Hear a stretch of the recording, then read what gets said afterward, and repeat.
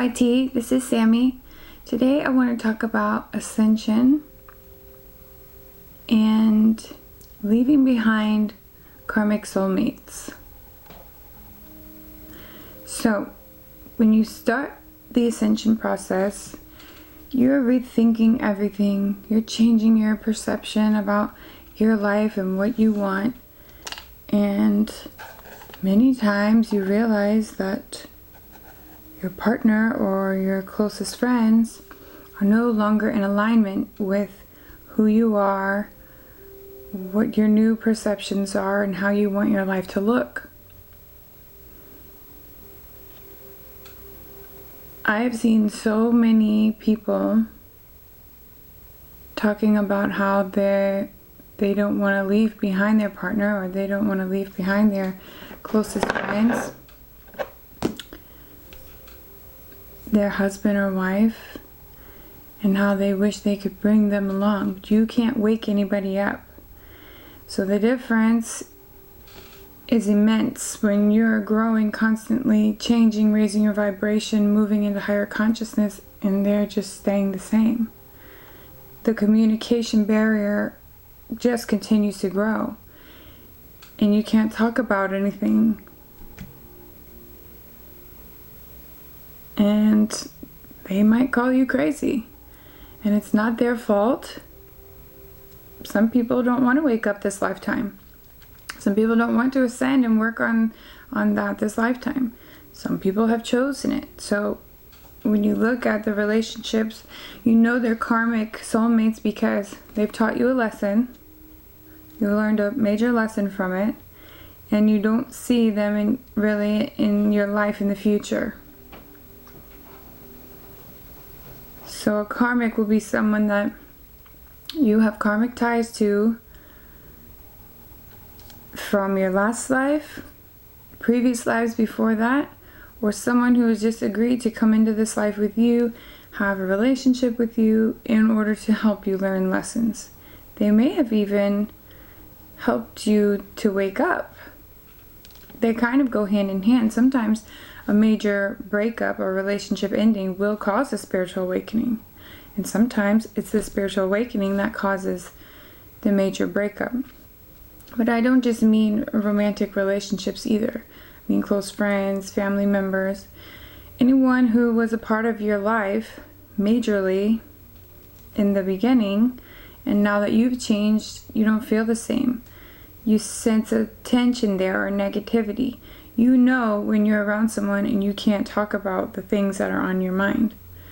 You know when subjects seem taboo or crazy to other people. And it's not their fault, because when they got into a relationship with you, or as you were growing up, you were one person. That's the person they signed up for. That's the one they want to be with. And it's not their fault that you've changed. So now, I mean, think of it scary for both of you. It's scary for you because you have to probably let go and say goodbye and rip something apart. And sometimes this is a family dynamic or a long-term partner, like a long-term marriage. And also it's scary for them because abruptly now you're a completely different person, and they didn't sign up for that. Ain't nobody got time for that. They want you back. They want you to be the same. They don't want change. So this can be really hard, and if you can talk to them about it, great. They truly love you and they're open to learning more about it, great. I'm not saying you have to leave a situation, but you'll know if you're meant to, because the tension will grow between you, the toxicity will grow between you, and spirit will be nudging you and pushing you out the door if you're meant to leave, if the lessons have been learned. So on this plane, we see it as heartache. You don't want to hurt them. You wish things could work out. You wish you could still be friends or still stay married or whatever the situation. You wish you and your dad or mom got along. You know, you may just not see things eye to eye, and they may never see things your way. Some people, couples, or friends are really lucky and one will wake up and it will kind of trigger the other one to wake up. If they have that kind of really strong soul tie where their energy really affects the other. Some wake up at the same time and they can stay in a relationship and grow together. That's incredible. That is rare. Some people wake up, their partner wakes up years later, and that can be great too. Sometimes they'll never wake up. And like I said, maybe they don't want to this life, and it's not up to you to wake them up. So, do you wait around, or do you move in the direction of your highest good and what is in alignment with you? Despite the fact that there may be other people involved, like children, other family members. So what I want to touch on is that it's not your fault and it's not their fault, because on a soul level you both chose it. Here it feels painful and it hurts, but on a soul level they chose to be with you or be in your life, and you chose the same thing knowing you were waking up this lifetime.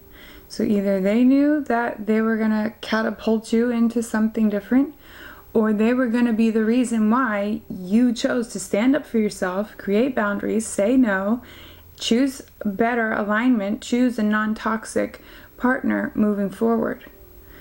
So they may be the reason why you walk away, but they also chose to be a part of that process.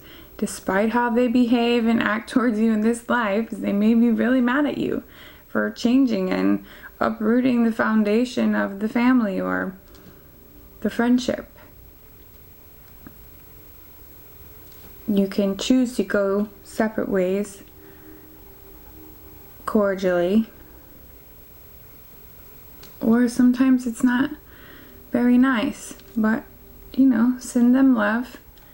And I just wanted to talk about this today because it's very common that one will wake up and the other won't, and then there's this major friction or tension. It doesn't have to be both ways, but you're trying to state how you feel and they are not in alignment with it. So Spirit will continue to show you that alignment is not there until you have the strength and the power enough to walk away, or they throw their hands up and say, I don't want to do this. But that tension will continue to grow. So if you're in a relationship with someone or in a friendship and you can't speak your mind, you can't stand in your authenticity and be you, you're walking on eggshells, you're feeling drained or tired around them, you feel the tension and the toxicity as soon as they walk in the room, that will continue to grow. Chances are that's not going away. And that's Spirit saying, hey, as soon as you're ready, you can walk away from this. So, if you're going through this, I know it's hard. And when you wake up, sometimes you have to let people go. It's just a part of it. Not everyone's going to be in alignment with you. And that's another major part of spiritual awakening, is finding the ones who are. Finding your soul tribe. Finding different members of your soul family who ignite the flame and the passions and all the things that you want moving forward in your life. Those are the ones that you want to attract. And sometimes you have to make room by letting go of those toxic partnerships or relationships. I hope this helped someone. I hope this brought comfort to someone, because it is a major part of spiritual awakening. And I've heard a lot of people say, like, no, you don't have to leave that person. And of course you don't. But that tension will continue to grow unless they wake up somehow, or you find a way to just cope with being a completely different person in the same situation with the same people, but feeling completely different. I don't know, maybe you're one of the lucky ones. Maybe you got to wake up and your partner woke up at the same time as you. That's great. I just wanted to talk about the different dynamics of relationships and how things change in spiritual awakening, because I hear a lot of light workers they use that love and light thing as if they're like no more pain anymore, and you won't have to deal with hard situations, and just send them love. And yeah, that's really great in theory, but in real life, people are mad at you. People, they may hate you. They may call you crazy.